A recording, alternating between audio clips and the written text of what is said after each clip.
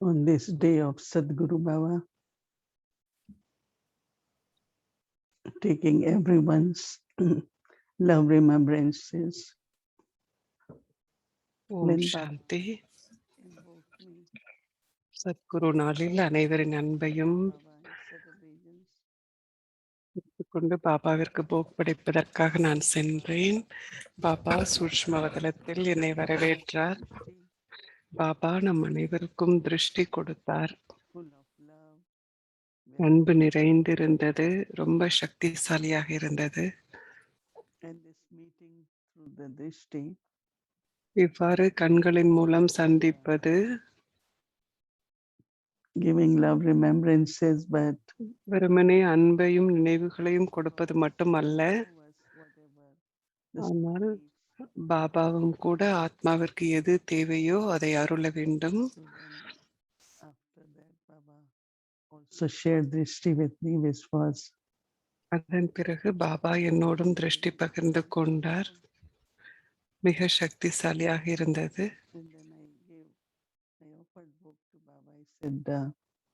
அதன் பிறகு நான்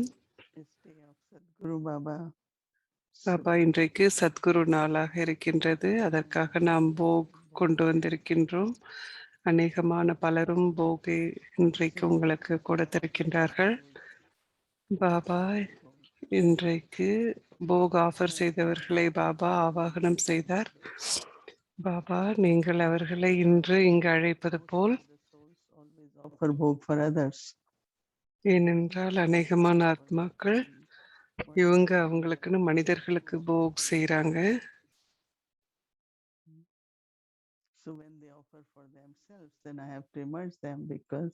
மற்றவர்களுக்காக போக் படைக்கும் பொழுது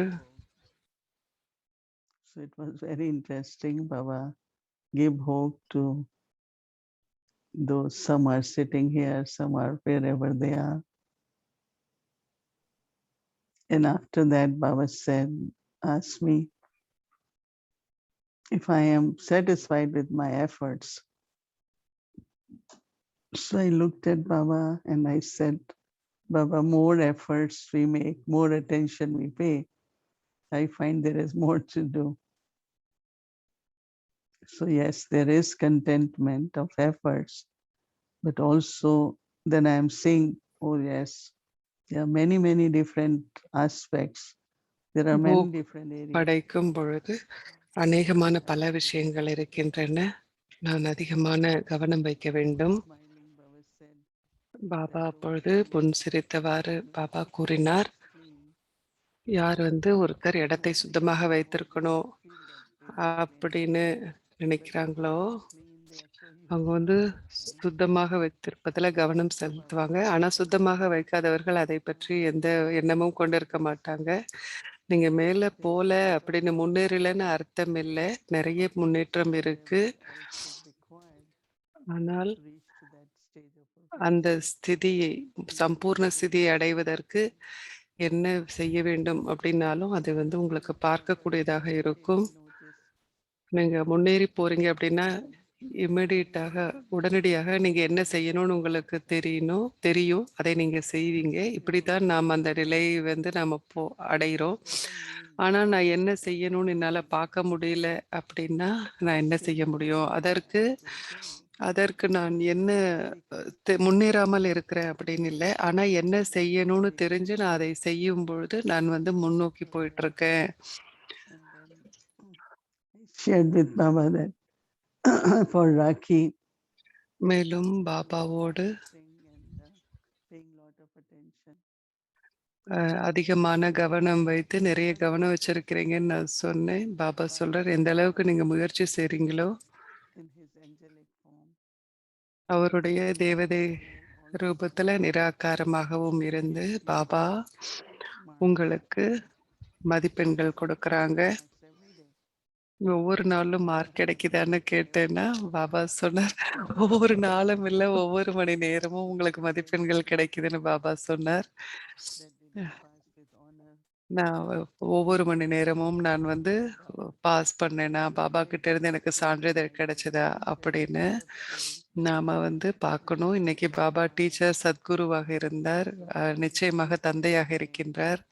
ஸோ பாபா கூட இன்றைக்கு வந்து சிட் சாட் இருந்தது, சம்பாஷணை இருந்தது. Is attentive, but lot more is required. And then there is some more messages. And then Baba gave lots of love remembrances for everyone here. இங்க இருக்கும் அனைவருக்கும் பாபா அதிகமான அன்பையும் நினைவுகளையும் வழங்குகின்றார்.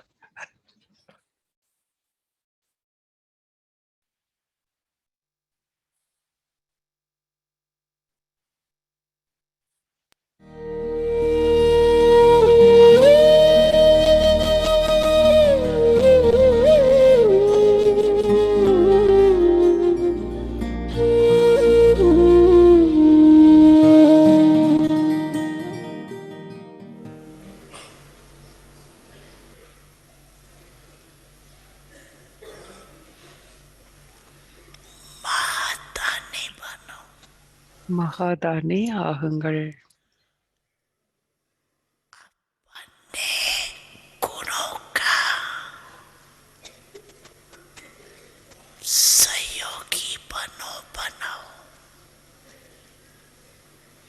உங்களுடைய தெய்வீக குணங்களை, கடவுளின் தெய்வீக குணங்கள் உங்களுடைய தெய்வீக குணங்கள்,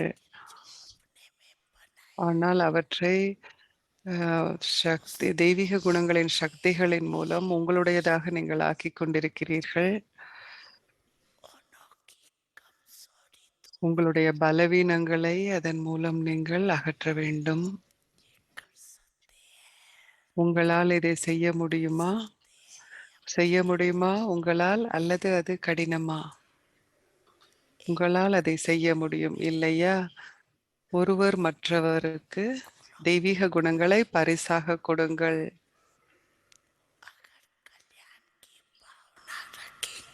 எப்பொழுதும் நன்மை பயக்கும் உணர்வை கொண்டிருங்கள். அதன் பிறகு எவ்வாறு நீங்கள் ஒரு சொற்பொழிவின் மூலம், வார்த்தைகளின் மூலம் செய்தியை கொடுக்கின்றீர்களோ அதே முறையில் உங்களுடைய நன்மை பயக்கும் உணர்வுகளின் மூலம், நன்மை பயக்கும் மனோபாவத்தின் மூலம், நன்மை பயக்கும் சூழலை நீங்கள் உருவாக்க வேண்டும். நன்மை பயக்கும் சூழலின் மூலமும்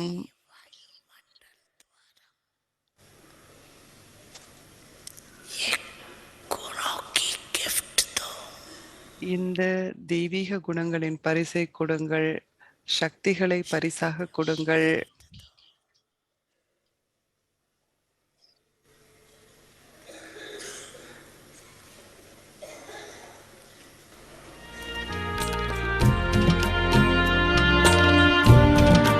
யோகியாகுங்கள், பவித்திரமாகுங்கள்.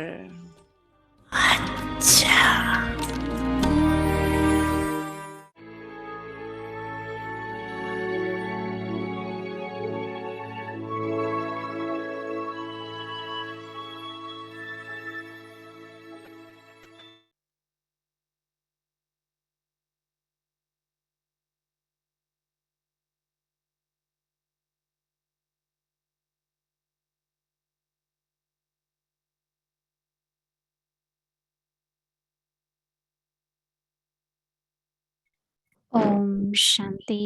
Welcome to Vikti Parivar. Today's day 19. The personality of இன்றைக்கு Purity. நாள் 19, தூய்மையின் ஆளுமை, ஒரு தூய ஆத்மாவின் தாராள இதயம். இப்பொழுது நாம் திதி மோகினி கூற இருப்பதை கேட்க இருக்கின்றோம்.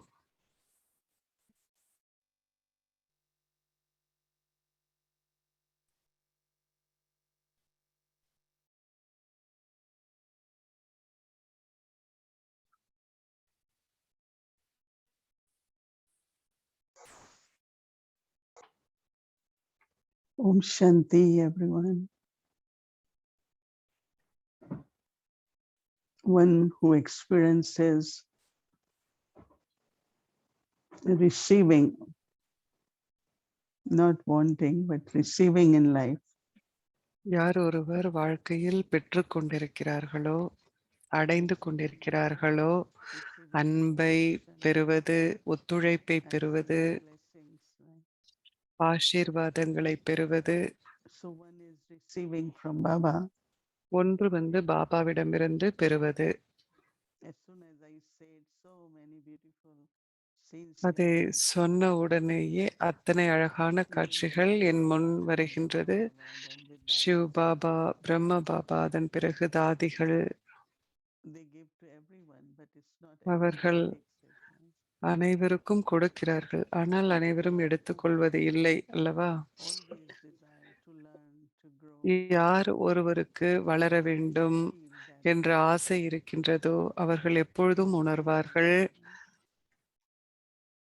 என்னுடைய மூத்தவர்கள், just giving and தாதிகள் எல்லாம் எனக்கு கொடுத்துக்கிட்டே இருக்காங்க, நான் வெறுமனே பெற்றுக்கொள்ள வேண்டும். how many எப்பொழுதும் நான் உணர்கின்றேன் எத்தனை படிப்பினைகள் நமக்கு கொடுக்கப்பட்டிருக்கு. I never felt that they are corrections. I thought they are blessings. அது அவை எப்பொழுதுமே நமக்கு கொடுக்கப்பட்ட திருத்தங்கள் அப்படின்னு நான் நினைத்ததில்லை, ஆனால் எப்பொழுதுமே ஆசீர்வாதங்கள். Which I got at every step from ஒவ்வொரு அடியிலும் தாதிகள் கிட்ட இருந்து எனக்கு கிடைத்த அந்த படிப்பினைகளை என்னால் பயன்படுத்த முடிந்ததாக இருந்தது. depends on அதை பற்றி நான் சிந்திக்கும் பொழுது என்னுடைய பரந்த மனம், தாராள மனம் என்பது நான் எதை பெற்றுக்கொண்டிருக்கின்றேன் என்பதை பொறுத்திருந்தது. ஆனா எனக்கு எதுவுமே கிடைக்கல அப்படின்னு எப்போதும் நாம சிந்திக்கிறோம் அப்படின்னா, இல்லை எனக்கு பெற்றுக்கொள்ள வேண்டும் அப்படிங்கிறதும் இல்லை அப்படின்னா, சில ஆத்மாக்களுக்கு அந்த எண்ணத்துல கூட இருப்பதில்லை, நான் படிக்கணும், நான் இதை பெற்றுக்கொள்ளணும், I know everything. இந்த படிப்பினையை பெற்றுக்கொள்ளணும் அப்படின்னு சில பேர் நினைக்கிறதே இல்லை. எனக்கு எல்லாம் தெரியும் அப்படின்னு நினைக்கிறாங்க. Generosities, as much you so அந்த have, that much you share. தாராள மனம் எவ்வளவு நம்மளுடைய இதயம் தாராளமாக இருக்குமோ அந்த அளவுக்கு நம்மால் பகிர்ந்து கொள்ள முடியும். நான் கடவுள்கிட்ட இருந்து அன்பை பெறுகின்றேன், தாதி கிட்ட இருந்து அன்பை பெறுகின்றேன், குடும்பத்திடமிருந்து அன்பை பெற்றுக் கொண்டிருக்கின்றேன். அப்போ நான் எல்லாத்தையும் பெற்றுக்கொண்டிருக்கும் போது நான் என்ன செய்வேன்? இயல்பாகவே நான் பகிர்ந்து கொள்வேன். ஏன்னா நான் பெற்றுக்கொண்டிருக்கின்றேன். அதன் பிறகு அந்த அக்கறை, Important thing in Yajna. முக்கியமான விஷயம், யஜ்யத்துல அக்கறை. நான் வளர்ந்து வந்தபோது எவ்வளவு அக்கறை காட்டப்பட்டேன். And that caring nature, அந்த அக்கறை காட்டும் அந்த சுபாவம், அக்கறை கொள்ளும் அந்த சுபாவம் மற்றவர்களை நம்மை சார்ந்து இருப்பவர்களாக ஆக்குவது அல்ல, ஆனால் but it's பற்றும் இல்லை. spirituality coming from அது pure முழுமையாக ஆன்மீகத்திலிருந்து, தூய அன்பிலிருந்து வரும் அக்கறையாக இருக்கிறது. possibility. ஏனென்றால் இவ்வாறு அக்கறை கொள்ளும் போது மற்றவர்கள் நம்மை சார்ந்தவர்களாக ஆகக்கூடும், Also there is அல்லது ஆகவும் வாய்ப்பிருக்கின்றது, அல்லது சில எதிர்பார்ப்புகளை வளர்த்து கொள்வதும் ஆதாரமாக ஆக்கிக் கொள்வதற்கும் ஒரு வாய்ப்பு இருக்கின்றது. ஆனால் உண்மையான ஆன்மீக அன்பு இருக்குமானால் அது உண்மையில் பாபா நமக்கு கொடுக்கின்றார். each one of you அதன் பிறகு நீங்கள் ஒவ்வொருவரும் கூட அந்த பாபா கிட்ட இருந்து அந்த உண்மையான அன்பை அனுபவம் செய்றீங்க. true love. இந்த உண்மையான அன்பு இருக்கும் இடத்தில் அது தாராள இதயம் மட்டும் அல்ல, ஆனால் சத்தியத்தை கொண்டதாகும். And that is like giving from heart. அது இதயத்திலிருந்து கொடுப்பதைப் போலாகும். Because I have to give or necessary any kind of service, but it's coming from true heart and எந்தவித feeling. சேவையாக இருந்தாலும் உண்மையான இதயத்திலிருந்து வருகின்ற பொழுது For me, every time there is anything, I always think, what more can I do? What more can I do? எது வந்த போதும் இன்னும் நான் என்ன செய்யலாம், நான் என்ன செய்யலாம் அப்படின்னு எண்ணம் வரும். ஏன்னா பாபா நமக்கு திரும்ப பல முறை அதற்கு ஈடாக பாபா கொடுத்துக்கிட்டே இருக்கிறார். ஸோ உண்மையான இதயத்திலிருந்து நாம கொடுக்கும் பொழுது பல மடங்கு அதிகமாக அது நம்மை சேர்கிறது, அதிகரிக்கின்றது. உண்மையான இதயத்திலிருந்து அன்போடு செய்யும் பொழுது அது மிக அதிகமான பல மடங்கில் நமக்கு கொண்டு வருகின்றது. அந்த தாராள மனம் அப்படின்னா அதற்கு இந்த குணம் அவசியம். என்னுடைய இதயம் வந்து மேலும் மேலும் அதிகமாக திறப்பதை என்னால் உணர முடிகின்றது. அப்பொழுது ஒருவரால் கர்ம யோகாவாக இருந்தாலும் அல்ல எவ்வித சேவையாக இருந்தாலும் ஒருவருக்கு அதிகமாக மேலும் அதிகமாக செய்ய வேண்டும் என்ற உணர்வு இருக்கின்றது. என்னால் அதிகமாக செய்ய முடியும் இன்னும் என்று நாம் நினைக்கும் பொழுது நம்முடைய தாராள இதயம் என்பது பெரியதாகின்றது. அதனால் நீங்கள் அனைவரும் கூட பெற்றுக்கொள்ள வேண்டும். அதிகமாக நாம் படித்து கொள்ள வேண்டும். ஒத்துழைப்பையும் பற்றி பாபா கூறினார். ஆனால் நீங்கள் கவனம் வைக்கும் பொழுது பார்த்தீர்களானால் they fluctuate. So what I do? If we are 4, 5, what is needed is patience. 4-5 பேர் இருக்கிறோம் அப்படின்னா அங்க வந்து பொறுமை வேணும். நிறைய பொறுமை வேணும். அந்த பொறுமையை நீங்க வந்து வளர்த்து கொள்ளும் பொழுது அந்த அதிர்வலைகளை நீங்கள் பரவச் செய்ய வேண்டும். அப்பொழுது அந்த குரூப்ல அந்த டீம்ல வந்து மிக மிக நல்ல ஒரு விஷயமாக அமைந்துவிடும். எந்த குணம் அங்கு தேவைப்படுகின்றதோ அதை வந்து நான் கொடுப்பதாக இருக்க வேண்டும். குறிப்பாக யக்ஞத்தில் சிஸ்டர் கலா கூட இங்க அமர்ந்திருக்கிறாங்க. அவங்களும் இன்றைக்கு கொடுத்திருக்காங்க. அவங்ககிட்ட நான் எப்போதும் சொல்வேன், எப்பொழுதும் நாம் வந்து அனைத்தையும் செய்யக்கூடியவர்களாக இருக்க வேண்டும். ஆனா ஒவ்வொரு எண்ணமும் இது பாபாவின் செயல், இது வந்து வளர்ச்சி அடையணும், இது பாபாவின் குழந்தைகளை சென்றடையணும் அப்படின்னு இப்படிப்பட்ட எண்ணங்களை வந்து நாம கொண்டு இருக்கிறோம். எப்படி நடக்கும் அப்படின்னு நாம நினைக்க கூடாது. யாரு செய்வாங்கன்னு நினைக்க கூடாது. எனக்கு வந்து எப்போதும் நான் பாபா கிட்ட என்ன சொல்வேன்னா, எவ்வளவு பேர் இருக்காங்க, எவ்வளவு பெரிய காரியம். அப்போ பாபா வந்து சொல்வாங்க, ஆமா நிச்சயமாக நிறைய கிடைக்கும் உங்களுக்கு அப்படின்னு சொல்வார். ஸோ எப்பொழுதுலயும் வந்து உங்ககிட்ட இல்ல, இது முடியாது அப்படிங்கிற எண்ணத்தை வந்து நீங்க வைக்கக்கூடாது. You are comfortable, so you make excuses, or even suddenly you look at situation and say, how can it be? நீங்கள் சூழ்நிலைகளை பாருங்க, இது எப்படி நடைமுறையில நடக்கும் அப்படின்லாம் நினைக்கலாம். ஆனா எனக்கு வந்து அங்கதான் நீங்க மாட்டிக்கிறீங்க, இல்ல கீழே போறீங்க. I've seen some places not growing. சில இடங்கள்ல நான் பார்த்திருக்கேன், அந்த இடம் வந்து வளராது. என்ன காரணம் அப்படின்னா அங்க வந்து ஒரு தாராள தன்மை அப்படிங்கிறது குறைவாக இருக்கு. ஞானத்தை வந்து நம்ம பகிர்ந்து கொள்ளணும், தெய்வீக குணங்களை பகிர்ந்து கொள்ளணும். எந்த அளவுக்கு நம்மளுடைய இதயத்தை நாம் தாராள தன்மையோடு வச்சிருக்கிறோம், நேர்மையாகவும் உண்மையாகவும் நாம் இருக்கின்றோமோ, எனக்கு நல்லது எது, எனக்கு சௌகரியம் எது அப்படின்னு நினைக்காம நேரத்திற்கு இந்த நேரத்திற்கு என்ன தேவை அப்படிங்கிறத நம்ம தெரிஞ்சிருக்கும் பொழுது இந்த துறவரம் மட்டும் போதாது. ஆனால் சில நேரங்களில் நாம் அர்ப்பணமும் செய்ய வேண்டியதாக இருக்கின்றது. அர்ப்பணம் செய்யும் பொழுது பாபா வந்து உங்களுடைய அர்ப்பணிப்பை வந்து பல முறை வந்து பயன்படுத்தி உங்கள் அர்ப்பணிப்புல நிறைய சக்தியை வந்து பாபா சேர்ப்பார். அவ்வாறுதான் தொடர்ந்து நாம் இந்த ஆன்மீக முறையில் நாம் செல்ல வேண்டும்.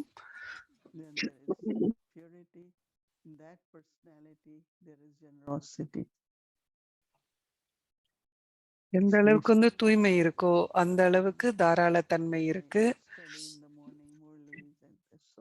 காலையில முரளி வந்து படிக்கும் பொழுது பாபா அத்தனை பாயிண்ட்ஸ் இருந்தது. பாபாவுடைய ஆசீர்வாதங்கள் இப்பொழுது நமக்கு வீட்டு பாடம் இருக்கு. அதனால சுயத்திற்கு வந்து கொடுங்கள், சுயம் வந்து பெற்றுக்கொள்ள வேண்டும்.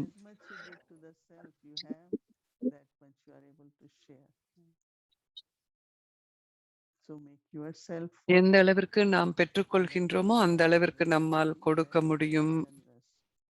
அப்போ உங்களுடைய தாராள தன்மையில இருக்க முடியும். பரந்த மனதுல வந்து கருணை இருக்கு.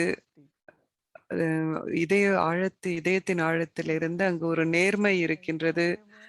நேர்மையில் வந்து ஏதாவது ஒரு விஷயத்தை எந்த ஒரு விஷயத்தை நான் வந்து பிடித்துக் கொண்டிருக்கின்றேனோ, அதையெல்லாம் நான் வந்து பாபாட்ட வந்து நான் சொல்ல முடியும். "பாபா எனக்கு இது என்கிட்ட இது இருக்கு. இதை வந்து நான் எல்லையற்ற விதத்தில பயன்படுத்தணும்னு நெனைக்கிறேன்." அப்படின்னு பாபாட்ட நம்ம சொல்லலாம். எந்த அளவிற்கு நாம் அதை பயன்படுத்துகின்றோமோ, அந்த அளவுக்கு ஆசீர்வாதங்கள் கிடைக்கின்றது. இல்லன்னா நம்ம ரொம்ப எல்லைக்கு உட்பட்ட விதத்தில தான் இருப்போம். அதனால இந்த தாராள தன்மை அப்படின்னு சொன்னா, எல்லாமே அங்க எல்லையற்ற தன்மையில இருக்கும். எல்லாத்தையும் பற்றி நான் சொல்றேன். ஏன்னா சூட்சுமமான சக்திகள், ஸ்தூல நம்மகிட்ட இருக்கிற அந்த ஸ்தூல விஷயங்கள், பொருட்கள்.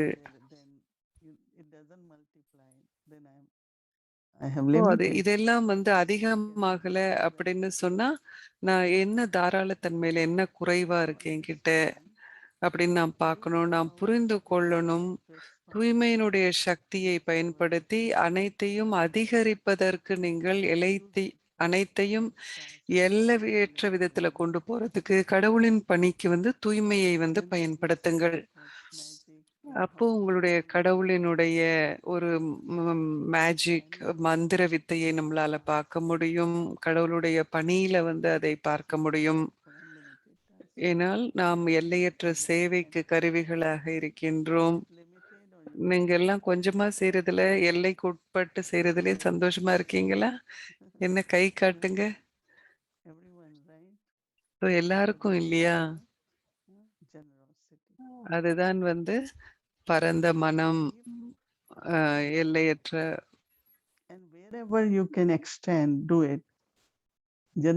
எங்கெல்லாம் முடியுமோ அங்கெல்லாம் செய்யுங்க.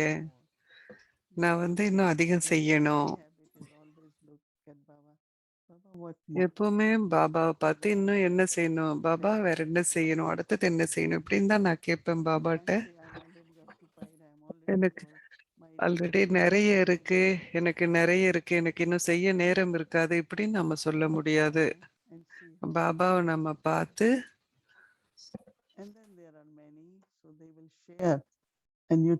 மற்றவர்களும் கூட வந்து அதற்கு வந்து பகிர்ந்து கொள்வாங்க.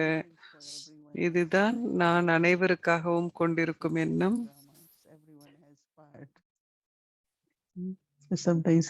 அனைவருக்கும் பாகம் இருக்கு. இது நாடகம் அப்படின்னு சொல்வேன் நான். ஆனா ஒரு குறிக்கோளை வந்து நம்ம வைத்திருக்கணும். நம்முடைய ஸ்திதி மட்டும் இல்ல. ஆனால் பாபாவினுடைய காரியம், பாபாவின் பணி. ஆனா இன்னைக்கு உலகத்துல பாருங்க என்ன நடந்துகிட்டு இருக்குன்னு. ஆனா நாம சத்தியுகத்திற்கு நாம தயாரா இருக்கிறோமா? ராஜாங்கம் இன்னும் ரெடி ஆகல அப்படின்னு சொல்றாரு பாபா.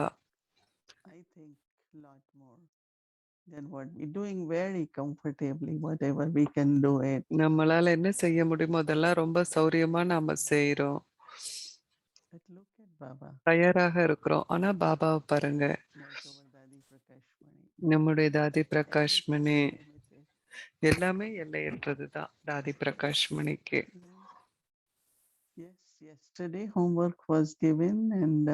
நேற்று வந்து வீட்டு பாடம் கொடுக்கப்பட்டது. இந்த ஹோம்வொர்க் வந்து நம்ம முரளியிலிருந்து தான் எடுத்திருக்கிறோம். முரளியினுடைய தேதி வந்து கொடுக்கப்பட்டிருக்கு. நீங்க எல்லாம் படிச்சு பார்க்கலாம். ரொம்ப ரொம்ப நல்ல ஆழமா இருக்கு. அழகா இருக்கு. தூய்மை அப்படிங்கிறது இருக்கு. எப்படி வந்து புத்தியில 1 வருஷம், 2 வருஷம் முன்னாடி நடந்தது. அதெல்லாம் வந்து திரும்ப வருது இல்லையா? அப்போ நம்மளுடைய விழிப்புணர்வு அப்படிங்கிறதுல ஒரு தூய்மையற்ற தன்மை இருக்கு. நீங்க இன்னும் வந்து உங்களுக்கு வந்து அந்த அந்த கடந்து போன விஷயங்கள இன்னும் வச்சிருக்கீங்க சூட்சுமமான முறையில. அப்போ நம்மளுடைய புத்தி அப்படிங்கிறது ரொம்ப சூட்சுமமா இருக்கணும். அது சுத்தமாக இருக்கணும், தெளிவாக இருக்கணும். அந்த அளவுல தூய்மை அப்படிங்கிறது வந்து முற்றிலும் சுத்தமாக இருக்கணும். அப்படின்னா நேத்தது கூட இருக்கக்கூடாது நம்மளுடைய புத்தியில. ஏன்னா நாம வந்து அத சுமந்து கொண்டு இருக்கிறோம் இல்லையா? வச்சிருக்கிறோம் இல்லையா மனசுல? அந்த அளவுக்கு பாபாவுடைய நினைவு வந்து அங்க இல்லாம இருக்கு. ஆனா இந்த ராக்கி அப்படிங்கிறது உங்களுடைய புத்தியில என்ன வருது அப்படிங்கிறத வந்து பாருங்க. அது வந்து subtle, clean and clear intellect புத்தி அப்படிங்கிறது சூட்சுமமாக, சுத்தமாக, தெளிவாக இருக்கணும். சிஸ்டர் காயத்ரி வந்து போ அண்ட் ஆரோ, அதாவது வில்லையும் அம்பையும் வந்து எடுத்துட்டு இருக்காங்க. Gandhi, right?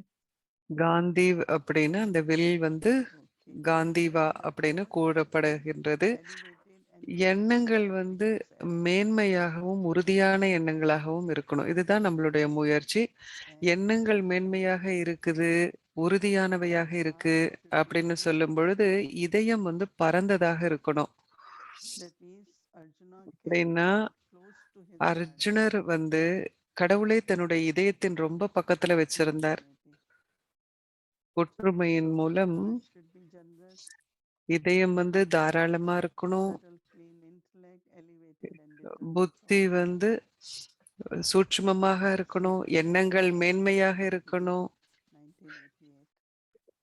இந்த முரளி வந்து So ம், my direction is 1988 வருடம் முரளி, recall பிப்ரவரி மாதம் of purity as 28ஆம் தேதி முரளி. being content, நாம் வந்து இதுல வந்து அடிப்படை என்ன அப்படின்னா நாம வந்து அஹ், so why we want to reach to that stage of purity, so அந்த that தூய்மையினுடைய இந்த ஸ்திதியை நாம் அடையும் பொழுது அங்கு திருப்தி இருக்கும், சந்தோஷம் இருக்கும், தடைகளிலிருந்து நாம் விடுபட்டு இருப்போம், பாபாவிற்கு நெருக்கமாக இருப்போம். இந்த 4 விஷயங்களை தான் இந்த தடவை நம்ம ரக்ஷா பந்தனப்போ பார்க்கறதுக்கு இருக்கணும். ஸோ இதற்கு வந்து நாம கவனம் வைக்கணும். remembering that Brahma Baba's எவ்வாறு வந்து பிரம்மா பாபாவின் மேன்மையான எண்ணங்கள் மற்றும் அழைப்பிற்கான மேன்மையான எண்ணங்கள் மூலம் ஒரு தெய்வீக பிறவி எடுத்திருக்கிறோம் நாம. டபுள் ஃபாரினர்ஸ் வந்து இரட்டை வெளிநாட்டவர்கள் பிரம்மா பாபாவின் எண்ணங்களின் மூலம் பிறந்திருக்கிறோம். பிரம்மா பாபாவின் மேன்மையான எண்ணங்கள் மற்றும் அழைப்பிற்கான மேன்மையான எண்ணங்களின் மூலம் ஒரு தெய்வீக பிரிவை எடுத்திருக்கின்றீர்கள். இதே முறையில் நீங்கள் மேன்மையான எண்ணங்களின் மூலம் விசேஷமாக படைக்கப்பட்ட படைப்பு என்பதால் நீங்களே ஒரு விசேஷமான எண்ணங்களின் படைப்பு என்பதால் உங்கள் எண்ணங்களை மேன்மையாக்குவதற்கு நீங்கள் விசேஷ கவனம் கொடுக்க வேண்டும். எண்ணங்கள், நம்முடைய மேன்மையான எண்ணங்களின் மூலம்தான் பாபாவினுடைய குழந்தைகள் பிறந்திருக்கிறாங்க. என்ன சில இடத்துல வந்து நம்பர் வந்து பிராமணர்கள் அதிக ஆக மாட்டாங்க, சேவை வந்து நடைபெறாது, ஒரு தேக்கம் இருக்கும். ஆனால் நம்ம கிட்ட மேன்மையான எண்ணங்கள் இருக்குன்னு சொன்னா எண்ணங்கள் நிச்சயமாக சென்று அடைகின்றன இல்லையா? அதனால எண்ணங்களுக்கு நாம் கவனம் கொடுக்கணும். அப்ப என்ன ஆகும் அப்படின்னா மிக விரைவாக நீங்கள் மாயையின் அனைத்து விதமான சூட்சுமமான தாக்குதலையும் வெகு விரைவாக இனம் காண்பீர்கள். நீங்கள் அவற்றை மாற்றுவதற்கு முயற்சி செய்வீர்கள், மேலும் அவற்றை விரைவாக முடிக்க முயற்சி செய்வீர்கள். அப்போ இதெல்லாம் உங்களுக்கு வந்து டிரான்ஸ்லேஷன்ல இமெயில்ல டாக்குமெண்டா வரும். ஸோ நாம வந்து ஒரு மேன்மையான எண்ணங்களை வைத்திருப்பதற்கு எப்போதும் முயற்சியில கவனம் கொடுக்கணும். என்னுடைய என்ன மனம் எப்போதும் மாறிக்கிட்டே இருக்கும். சூட்சுமமான முறையில மாயா நிறைய வந்த வண்ணம் இருக்கும் மனதுல. அதனால நாம கவனம் கொடுக்கிறோம். எண்ணங்களை வந்து சுத்தமாக்குவதற்கு நாம் கவனம் கொடுக்கிறோம். அப்ப சூட்சுமமான சோதனை மற்றும் மாற்றுவது. எண்ணங்கள் வந்து வருகின்றன, அவற்றை வந்து நாம தெளிவாக்கப்படுகின்றன, மேலும் அவை சென்று விடுகின்றன. நாம வந்து பாப் தாதா விட்ட இல்ல கருவி ஆத்மாக்கள் முன்னால அந்த எண்ணங்களை புரிந்துணர்வோட நாம வைக்கணும். அந்த மலை போன்ற எண்ணங்களை பஞ்சு போல் ஆக்கணும். நாம புத்தியில அழுக்கை சேர்த்து கொள்ளக்கூடாது. ஏன்னா பழசுல இருந்து எது வந்தாலும் அது பயனற்றது இல்லையா? அதனால பாபா வந்து அதை வந்து அசுத்தம், அது வந்து அசுத்தம் அப்படின்னு சொல்றாங்க பாபா. எந்த அழுக்கெல்லாம் நீங்க வச்சிருக்காதீங்கன்னு சொல்றார். சுத்தமான எண்ணங்கள் என்ற விழிப்புணர்வில் தெய்வீக குணங்களை கிரகியுங்கள். பாபா என்ன சொன்னார்? தூய்மையிலிருந்து தெய்வீகத்தன்மை வெளிப்பட வேணும் அப்படின்னு சொன்னார். தூய்மை மட்டுமல்ல, ஆனால் தெய்வீகத்தன்மை கூட இப்ப வெளியில வரணும். சுத்தமான எண்ணங்கள் என்ற விழிப்புணர்வில் தெய்வீக குணங்களை கிரகியுங்கள். தூய எண்ணங்கள் மூலம் உங்கள் தெய்வீக இயல்பை ஆவாகனம் செய்யுங்கள். சோ அர்ஜுனா வந்து விடும் அந்த அம்பு அப்படிங்கிறது போய் அந்த இடத்தை சேர்ந்தே தீரும். அப்படி பார்க்கிறப்போ அர்ஜுனரின் அம்பு அப்படிங்கிறது என்ன தூய்மையான எண்ணங்களை நான் வச்சிருந்தாலும் அந்த ஆத்மாவிற்காக அது அந்த ஆத்மாவை சென்று அடையணும். அப்ப பயிற்சி என்னன்னா அர்ஜுனரின் அம்பின் எண்ணங்கள். சோ அப்ப நம்ம இந்த 3 நாளைக்கு என்ன பண்ண போறோம் அப்படின்னா, நம்ம ஒவ்வொரு மணி நேரமும் அர்ஜுனரின் வில்லை போல நாம கவனம் வைக்க போறோம். வச்சு 3 நாளைக்கும் ஒவ்வொரு மணி நேரமும் அர்ஜுனரை போல் வில் வித்தைக்காரராக பயிற்சியில் கவனம் வைத்து அம்பு என்ற எண்ணங்களை பாபாவின் கண், அதாவது ஒளியின் மைய பகுதியில் குறிவையுங்கள். அப்ப முதல் அடி என்னன்னா, புத்தியானது சூட்சுமமாக, சுத்தமாக, தெளிவாகவும், ஸ்திரமாகவும், நிலையாக மற்றும் அசையாமல் ஒரே ஒருவரின் நினைவில் இருக்க வேண்டும். இதுதான் முதல் அடி. 2வது அடி என்னன்னா, தாராள இதயம் கொண்டு எல்லையற்ற ஆத்ம உணர்வின் சுரூபமாக இருங்கள். எல்லைக்கு உட்பட்ட இயல்பு மற்றும் சுபாவத்திலிருந்து விடுபட்டு இருங்கள். மூன்றாவது அடி உங்களுக்கெல்லாம் இது இமெயில்ல வந்துடும் இன்னைக்கு. இப்போ இந்த நிகழ்ச்சி முடிஞ்ச உடனே உங்களுக்கு இமெயில்ல வந்துடும். அப்ப நீங்க எல்லாம் இதை படிக்கலாம். நான் உங்களுக்கு கொஞ்சம் எளிமையா இப்ப சொல்றேன். 3வது அடி இதயத்திலிருந்து மேன்மையான, உறுதியான மற்றும் ஊக்கம், உற்சாகம் நிறைந்த எண்ணங்களை உருவாக்குங்கள். எண்ணங்களில் எந்த ரூபத்திலும் பலவீனம் இருக்க வேண்டாம். 4வது அடி அர்ஜுனரை போல் ஒரு வில் வித்தையாளராக இருந்து புத்தி என்ற வில்லிலிருந்து எண்ணம் என்ற அம்பை பாபாவின் கண்ணில், அதாவது ஒளி புள்ளியின் நடுவில் நேரடியாக குறிவையுங்கள். 5வது அடி பாபா உங்களின் எண்ணங்களை பிடித்துக் கொள்வதையும் கேட்பதையும் கவனியுங்கள். அவரின் அன்பையும் பாதுகாப்பையும் உணருங்கள். இது உங்களை சுற்றி பாதுகாப்பு கவசமாகட்டும். சில பேர் சொல்லுவாங்க, பாபாட்ட ப்ளீஸ் சொல்லுங்க தீதிட்ட சொல்லுவாங்க. ஆனா பாபா கேட்டுட்டு இருக்கிறாருன்னு தான் நான் சொல்வேன். பாபா நீங்க பேசுறீங்க, பாபா கேக்குறாரு இல்லையா? ஏன்னா நான் திருப்பி தான் பாபாட்ட சொல்ல முடியும் இல்லையா? என்ன பாபா கேட்டுக்கிட்டு இருக்கிறாரு நீங்க பேசும்போது. என்ன பாபா கேக்குறாரு இல்லையா? நீங்க பாபா கேக்குறாரு, உங்களை பாபா பாக்குறாரு அப்படிங்கிறது உங்களுடைய விழிப்புணர்வுல இருக்குமானால் பாபா நிச்சயமாக அதை கேட்பதை உங்களால் உணர முடியும். நான் எதற்காகவும் ஒரு திறந்த மனதோடு இருக்கிறேன் அப்படின்னு பலவீனத்தை வச்சுக்கிட்டு கூட நான் சரியா இருக்கிறேன், நான் நல்லா இருக்கேன் அப்படின்னு சில பேர் நினைப்பாங்க. அவங்களுக்கு என்ன எண்ணங்கள் இருந்தாலும் அதை பற்றி அதுல அவங்க அது சரியா இருக்குன்னு நினைப்பாங்க. அவங்களுக்கு அதுல இருக்க தவறு தெரியாது. ஆனா எந்த விதமான சூட்சுமமான சுபாவம் இருந்தாலும் அது புத்தியிலையும் எண்ணங்களையும் பாதிப்பை கொண்டு வரும். இந்த ராக்கியில நம்மளுடைய தூய்மையினுடைய அந்த நிலை உயர வேண்டும். ஏன்னா நாம சம்பூர்ணமாகும் பொழுது பார்த்தோம்னா முதல் குணம் தூய்மை இல்லையா? முதல் குணம் தூய்மை. அதன் பிறகு அன்பு இருக்கு, அமைதி இருக்கு, மற்ற குணங்கள் எல்லாம் வருது. ஆனா முதல்ல சம்பூர்ணம் அப்படின்னாலே தூய்மை.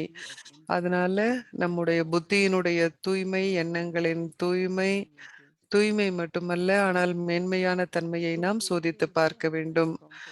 தூய்மை இருக்கின்றது, 5 விகாரங்களை வெற்றி கொண்டிருக்கின்றோம். ஆனா அங்க சில அழுக்கு இருக்கு, சூட்சுமமான அழுக்கு இருக்கு. அது அப்பப்போ வெளியில வருது.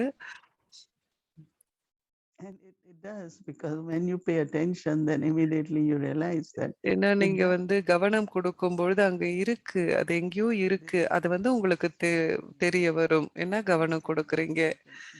எவ்விதமாக எது வேறான விஷயம் இருந்தாலும் அந்த தூய்மையற்ற தன்மையை நாம் வச்சிருக்கோம். அது நம்முடைய புத்தியில அப்பப்போ வரும். அப்ப நம்ம பாபா கூட வந்து நாம் சம்பந்தத்தை ஏற்படுத்தி அதை சுத்தப்படுத்த வேண்டும். அது இல்லைன்னா கொஞ்சம் கஷ்டமாயிடும். ஆனா எனக்கு வந்து அந்த முரளி எனக்கு ரொம்ப பிடிச்சிருந்தது. நான் 3 நாளைக்கு ஏதாச்சும் உருவாக்கலாம் இதை வச்சு அப்படின்னு நினைச்சோம். எந்த அளவிற்கு நீங்க செய்றீங்களோ, அப்போ நீங்க இன்னும் அதிகம் செய்யணும் அப்படிங்கிறது உங்களுக்கு தெரிய வரும். நான் வந்து நல்லா இருக்கேன் அப்படின்னு சொல்றது வந்து போதுமானது இல்லை இல்லையா? ஆனால் நீங்க வந்து நீங்க வந்து அதை மேலும் மேலும் முன்னேறணும் அப்படின்னு நினைக்கிறப்ப, அங்க அதிகமான விஷயங்கள் இருக்கு இல்லையா? நாம் முயற்சி செய்து சரி பண்ண வேண்டியது. அது ஆங்கிலத்துல தீதி வந்து அழகா சொல்றாங்க. ரிஃபைன் பண்ணிக்கிட்டே இருந்தா தான் நம்ம ஃபைன் ஆவோம் அப்படின்ட்டு.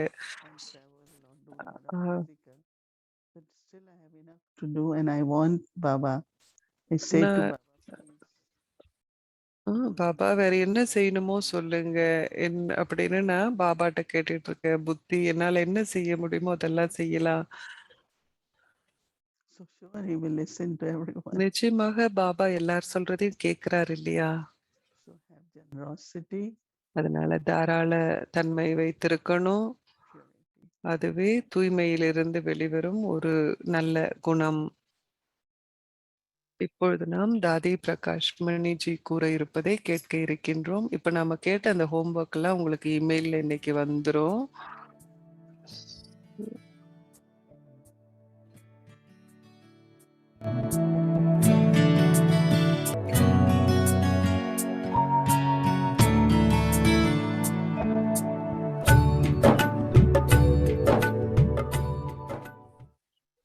समझो आज आप 600 நீங்க ஒரு कमा 600 ரூபாய் சம்பாதிக்கிறீங்கன்னு ஒரு உதாரணத்துக்கு வச்சுக்கிட்டோம் அப்படின்னு சொன்னா, நீங்க 500ல இருந்து 600 வரைக்கும் சம்பாதிக்கிறீங்கன்னு வச்சுக்கலாம். அப்போ अगर घर में रहते நீங்க வீட்ல இருக்கிறீங்க, இல்ல தனியா இருக்கிறீங்கன்னு வச்சுக்கங்க. எப்படியா இருந்தாலும். से कम 500 500ல நீங்க என்ன பண்றீங்க? 300 ஆனும் உங்கள தினப்படி செலவுக்கு உங்களுக்கு வேணும். 300 ரூபாயானும் உங்களுக்கு தினப்படி செலவுக்கு வேணும். உங்களோட அம்மா, அப்பாவ பார்த்துக்கணும், குடும்பத்த कम से பார்த்துக்கணும். कम 500 कमाते ம். 500 வந்து நீங்க சம்பாதிக்கிறீங்க. 300 வந்து குடும்பத்துக்கு குடுத்துடுறீங்க. அம்மா, அப்பா உங்கள பார்த்துக்கணும். எல்லா செலவுக்கும் 300 குடுத்துருங்க. மீதி 200 இருக்கு இல்லையா? उस 200 मैं एक परसेंटेज बताती उस 200 को आप लोग நான் வந்து 5 உங்களுக்கு ஒரு பெர்சன்டேஜ் குடுக்குறேன். இப்ப வந்து அத வந்து அந்த 200 வந்து 5ஆ பிரிச்சுருங்க. ரூ. 200 ப எர ப சாரி ரூ. 20 சென்டருக்கு குடுத்துருங்க. நான் வந்து ஒரு உதாரணம் குடுக்குறேன். 20, 25ல பேங்க்ல போட்டுருங்க. 20, 25 வந்து சேவாக்கு குடுங்க. பாபாவுடைய சேவைக்கு குடுங்க.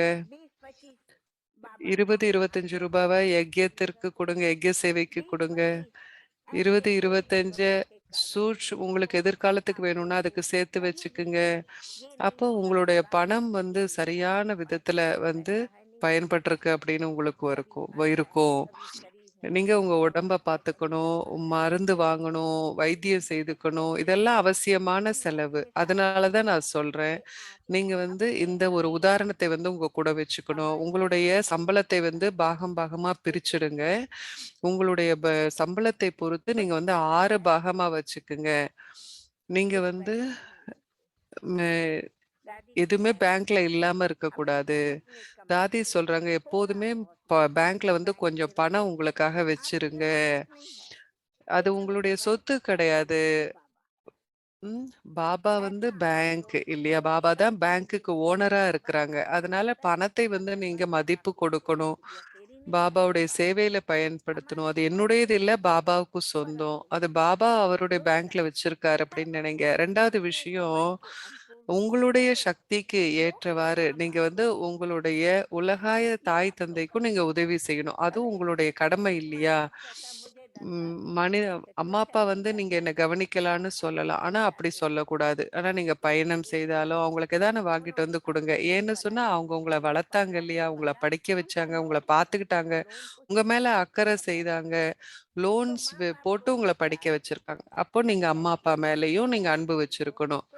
அவங்களுக்கு அன்போட பேசுங்க அவங்க கிட்ட. அவங்கள சந்தோஷப்படுத்துங்க. நீங்க என்ன சாப்பிட்டாலும் அன்போட சாப்பிடுங்க. எந்த பற்றும் இருக்க வேணாம். சாப்பிடுங்க, குடிங்க, எல்லாமே பண்ணுங்க. இதுதானே நாம செய்யணும். இதுல எந்த தப்பும் இல்ல. நீங்க வந்து பருப்பு சாதம் சாப்பிடுங்க. ஹத்த யோகா செய்யணும்னு இல்ல. பருப்பு சாதம் சாப்பிடலாம். பாபா சொல்றாரு, நீங்க வந்து ரொம்ப ஹைல போக வேண்டாம், ரொம்ப கீழேயும் போக வேணாம். ஹத்த யோகி இல்ல நீங்க. லூஸாவும் இருக்கக்கூடாது நீங்க. ஆனா எளிமையாக வாழுங்க. நீங்க ஏழையாக இருக்கணும்னு இல்ல, ரொம்ப பணக்காரரா இருக்கணும் இல்ல. ஆனா சிம்பிளா எளிமையாக இருங்க. பாபாவின் குழந்தைங்க எளிமைங்க. நம்மளுடைய சாப்பாடு எளிமை, நம்முடைய வாழ்க்கை எளிமை, நம்முடைய நடத்தை எளிமை, எல்லாத்துலயும் எளிமை. அப்போ யாரான இங்க உட்கார்ந்து இருக்காங்களா? ஒரு மாசத்துக்கு கோடி ரூபாய் சம்பாதிக்கிறவங்க இருக்கிறாங்களா? 20 லட்சம் சம்பாதிக்கிறவங்களா? இல்லையே. எல்லாரும் பாபாவுடைய எளிமையான குழந்தைகள். எல்லாரும் ஒரு 1000 ரூபாய், 1,00,000 ரூபாய் அவ்வளவுதான் சம்பாதிக்கிறவங்க தான். யாரும் வந்து ஒரு மாசத்துக்கு 5 லட்சம் சம்பாதிக்கிறவங்க இங்க இல்ல. யாரானும் இங்க 2, 4 லட்சம் சம்பாதிக்கிறீங்களா?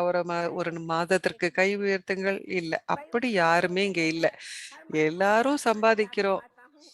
ஆனா வந்து 4, 5 லட்சம் சம்பாதிக்கிறவங்க இருந்தாங்க. எந்திரிச்சு நில்லுங்க. எனக்கு தெரியாது. யாராச்சும் இருக்கிறீங்களா? அப்படின்னு தாதி கேட்குறாங்க. யாரும் அவ்ளோ சம்பாதிக்கிறீங்களா ஒரு நாளைக்கு? இல்லையே. எல்லாரும் எளிமையானவர்கள் தான் இங்க. பாபாவின் குழந்தைகள் நாமெல்லாம் எளிமையான குழந்தைகள். நாம வந்து ஏழை கிடையாது, பணக்காரர் கிடையாது. நாமெல்லாம் எளிமையானவர்கள். பாபா வந்து ஒரு ரொம்ப பணக்காரர் ஒருத்தர் அப்படின்னாக்கா, பைசா பைசான்னு சொல்லிட்டு இருப்பார். ஞானத்தை வந்து அவங்களுடைய புத்தியில இருக்காது. ஆனா பாபா சொல்றார், என்னுடைய குழந்தைகள் ஏழை குழந்தைகள், பணக்காரர்கள் அல்லன்னு சொல்றார். அதனால பணக்காரர்களுக்கு வந்தனங்கள். பாபா ஏழைகளை அன்பு செய்கிறார். ஏழைகளை அரவணைக்கின்றார் பாபா. அதனால பணக்கார ஒருத்தர் வந்து இதுல இருந்து எதுவும் கிடைக்காம போயிடுது பணக்காரரா இருக்கிறவங்களுக்கு. அதனால தான் பாபா சொல்றார், ஏழைகளுக்கு நான் பாதுகாப்பு குடையாக இருக்கின்றேன், அவர்களுக்கு ஆசீர்வாதம் கொடுக்கிறேன். பாபா சொல்றார், இப்ப வந்து ஞானம் தான் நமக்கு பெரிய செல்வம். இதை யாரு சொல்றது? சிவ பாபா சொல்லியிருக்கிறார். கடவுள் எப்பயுமே பாபா வந்து முரளியில சொல்றார், ஞானம் தான் நம்முடைய செல்வம். சோ குமாரா இருந்தா கூட அவங்க ஏழை தான் இல்லையா? நான் உடல் வந்து ஏழையாக இருக்கு. எனக்கு பணமும் இல்ல. எனக்கு வந்து உறவினர்கள் இல்ல. யாருமே எனக்கு இல்ல. அப்ப நான் ஏழை தானே. அப்போ நம்ம ஒருத்தரை ஒருத்தர் அன்போடு நாம பார்த்துக்கணும், கவனித்துக்கணும். அதனாலதான் தானம் அப்படிங்கிறது குடும்பத்துல ஆரம்பிக்குது. புண்ணியம் அப்படிங்கிறது வீட்டுல ஆரம்பமாகுது அப்படின்னு சொல்லப்படுது.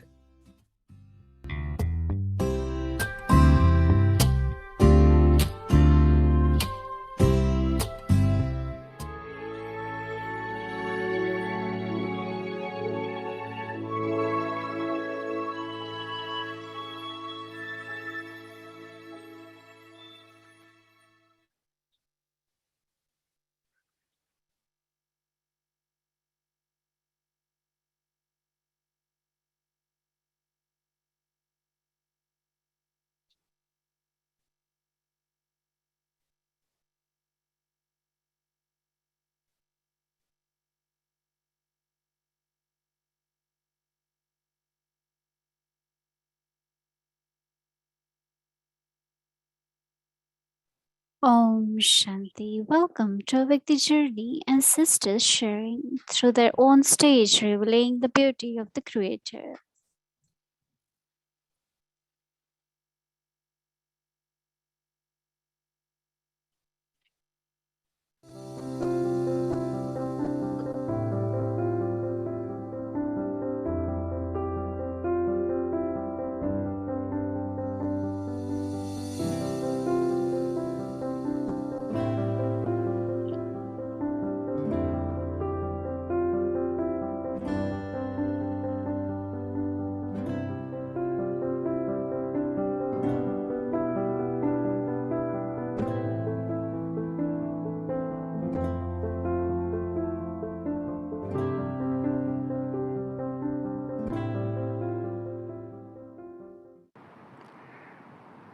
मैं यहाँ पांडव भवन में आया हुआ था सेवा के लिए। कुछ दादी जी ने मुझे बुला के அமர்ச்சந்த் कहा, பாய் சொல்றாங்க,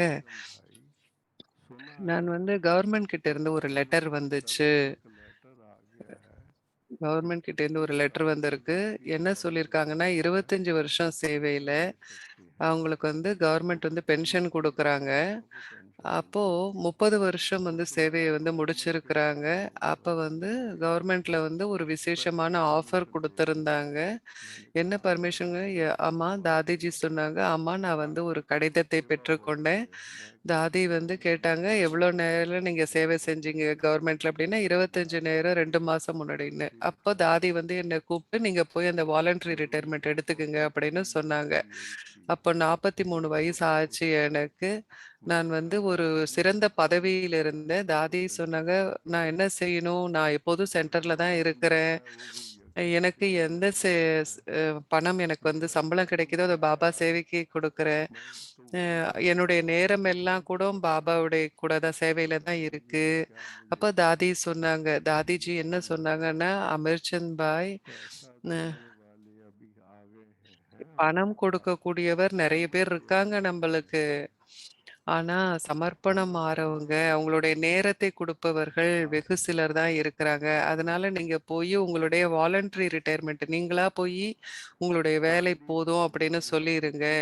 அப்ப டிசம்பர் 1982ல எனக்கு வந்து கவர்மெண்ட் சேவையில இருந்து ரிட்டயர்மென்ட் கிடைச்சது. அப்போ தாதியினுடைய வார்த்தைகள் வந்து எனக்கு நினைவுல இருக்கு இன்றைக்கும். அப்போ நான் வந்து காலையில எந்திரிக்கணும், வேலைக்கு போணும், முழு நாள் வந்து வேலை செய்யணும். முழு நாள் வேலை செய்யணும். எப்படி இருந்தாலும் டிசம்பர் 1, 1982லிருந்து நான் காலையில எந்திரிச்சு எனக்கு அப்படியே ஒரு ராஜா மாரி ஒரு உணர்வு இருந்தது. ஏன்னா எங்கேயும் போக வேண்டாம்.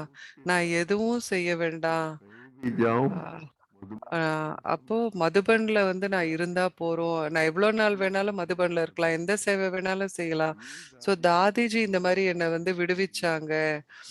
தாதிஜியினுடைய பார்வைய உங்களால பார்க்க முடிகின்றதா? அவங்க வந்து என்னுடைய ஆக உயர்ந்ததை நான் அடைவதற்கு வழி செய்தாங்க தாதி.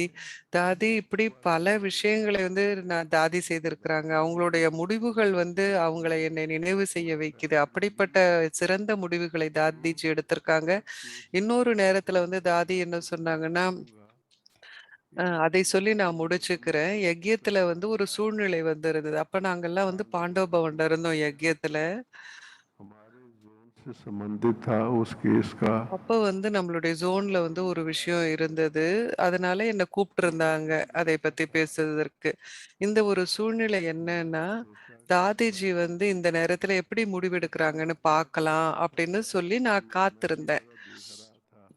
தாதிஜி எப்படி அப்படின்னு. நான் அப்ப அது ரொம்ப ஆவலாக வந்து பார்த்துக்கிட்டு இருக்கேன். என்ன தாதி சொல்லப் போறாங்க அப்படின்னு. அப்ப அந்த மீட்டிங் வந்து 1 மணி நேரம் நடந்தது. தாதியோட முகத்துல எந்த ஒரு தடயமும் இல்ல. அவங்க முகம் மாறவே இல்ல. ஒரு வாட்டி கூட தாதிஜி முகம் மாறவே இல்ல. दादी जी ने फैसला தாதி लिया வந்து முடிவு எடுத்தாங்க. सारी முழு बातों को விஷயத்தையும் தாதி கேட்டாங்க. நார்மலா இருந்தாங்க தாதி. அப்சல்யூட்டா முற்றிலுமாக தாதி நார்மலா இருந்தாங்க. சிம்பிளா இருந்தாங்க. तगादर ரொம்ப समझ சிம்பிள். था தாதிஜி दादी जी வந்து के எவ்வளவு மேன்மையான ஸ்திதியில தாதி இருக்கிறாங்க அப்படின்னு நான் பார்த்தேன். की थी वो फैसला अपने आप ही उसके मुख से ரொம்ப निकल இயல்பா வந்து அந்த முடிவு வந்து எடுக்கப்பட்டது. ये फैसला देना था वो தாதிஜி எடுத்த அந்த முடிவு, आप ही कहते हैं कि அந்த மற்றொரு குரூப்பே வந்து ஆட்டோமேட்டிக்கா அந்த முடிவுக்கு வந்துட்டாங்க. எப்படி இதெல்லாம் நடந்துச்சுன்னு எனக்கே ஒரே ஆச்சரியமா இருந்தது. அவ்வளவு ஆட்டோமேட்டிக்கா, சிம்பிளா, ஈஸியா எல்லாம் நடந்துருச்சு. ஒரு வாட்டி வந்து நான் பார்த்தேன். நம்மளுடைய சின்ன மீட்டிங்ல வந்து ரொம்ப ஒரு உணர்ச்சி வசப்படக்கூடிய ஒரு பிரதர் இருந்தாங்க. அவர் வந்து தாதிய பத்தி கொஞ்சம் சரியில்லாத முறையில ரஃப்பா பேசினாரு அவரு. அ தாதிஜி வந்து பண்றது எனக்கு பிடிக்கல அப்படின்னு சொன்னாரு. ஆனா தாதியினுடைய இதயம் வந்து ரொம்ப சுத்தமாக இருக்கு. அது அப்படிப்பட்ட ஒரு அற்புதமாக இருக்கு. 1 மணி நேரத்திற்கு அப்புறம் நான் சாப்பிட்ட பிறகு பார்க்குறேன், தாதிஜியோடைய விசேஷத்தன்மையை வந்து அவருடைய வாயில அந்த பிரதர் அப்படி பேசுறாரு தாதிய புகழ்ந்து.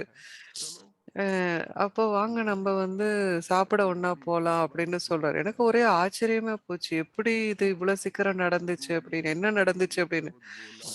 அப்ப தாதிஜி நடந்து கொண்ட விதம், அது வந்து இந்த பிரதர இப்படி மாற்றி இருக்கு. இப்படி பேச வச்சிருக்கு.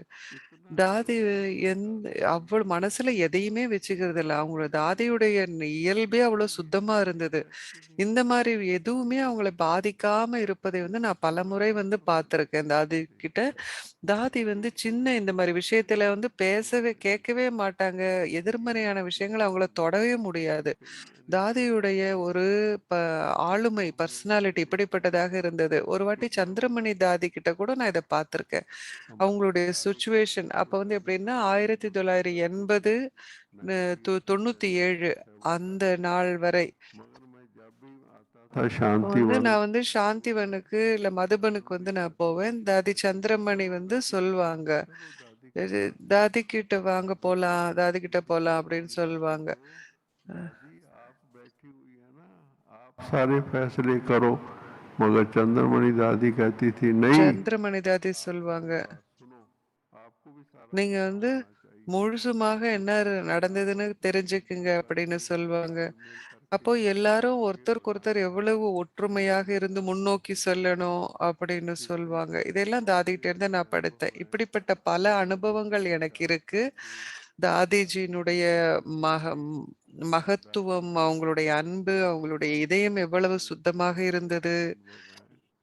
धन्यवाद। இப்படிப்பட்ட பல அனுபவங்கள் இருக்கின்றது. ஓம் சாந்தி.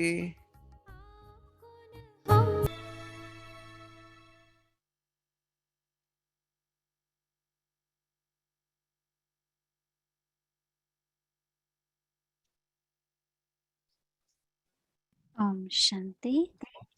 So just to remind ஓம் everyone,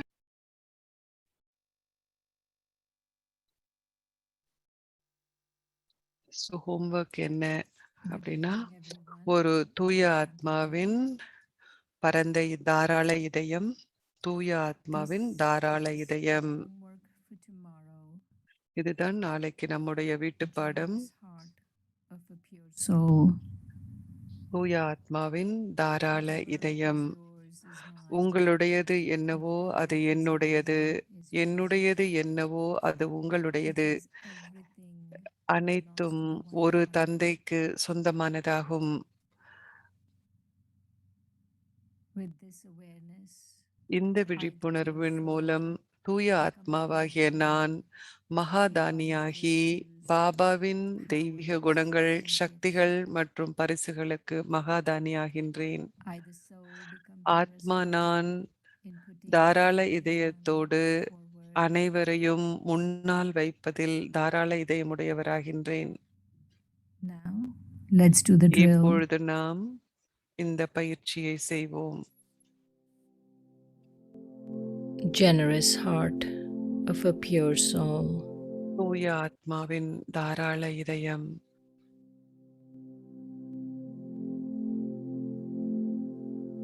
Whatever is yours is mine. உங்களுடையது என்னவோ அது என்னுடையது, என்னுடையது எதுவோ அது உங்களுடையது. ஏனென்றால் அனைத்தும் ஒரே தந்தைக்கு சொந்தமானது.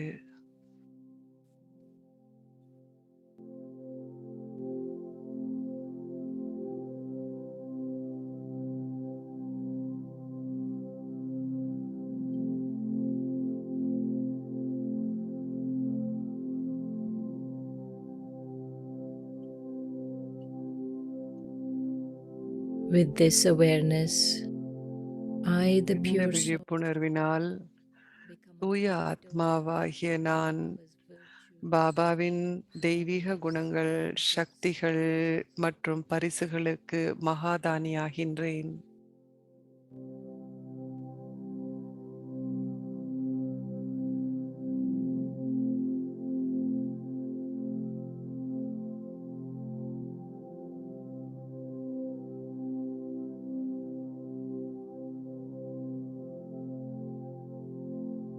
I, the soul, become generous hearted. ஆத்மாவாகிய நான் Everyone forward. அனைவரையும் முன்னால் வைப்பதில் தாராள இதயத்தை கொண்டவராகின்றேன்.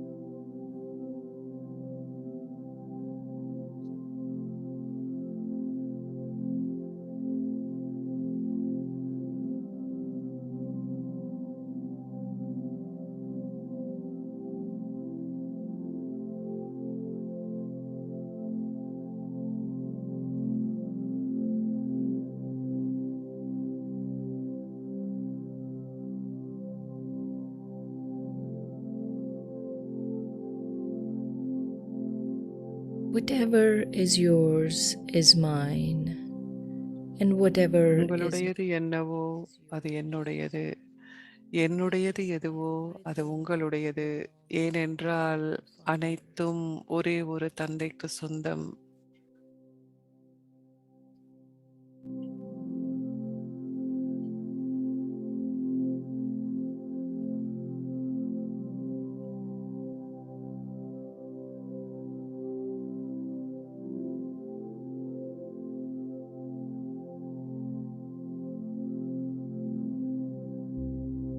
with this awareness, I, the இந்த pure, விழிப்புணர்வின் மூலம் become a great ஆத்மாவாகிய நான் ஒரு சிறந்த powers, தானம் மகாதானியாகின்றேன். பாபாவின் தெய்வீக குணங்கள், சக்திகள், பரிசுகள் இவற்றுக்கு நான் மகாதானியாகின்றேன்.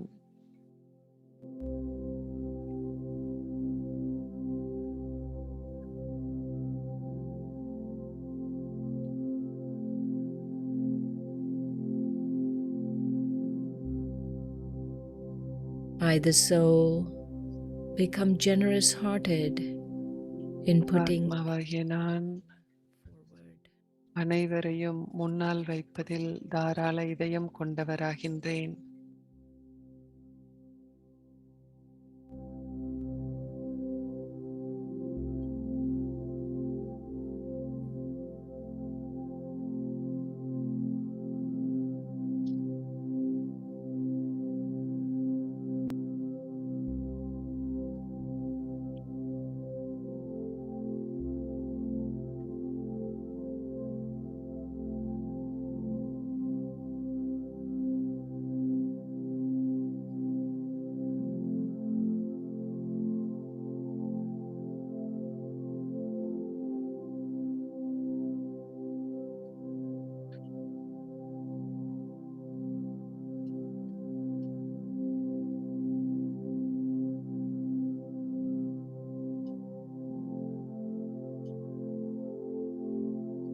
Om Shanti.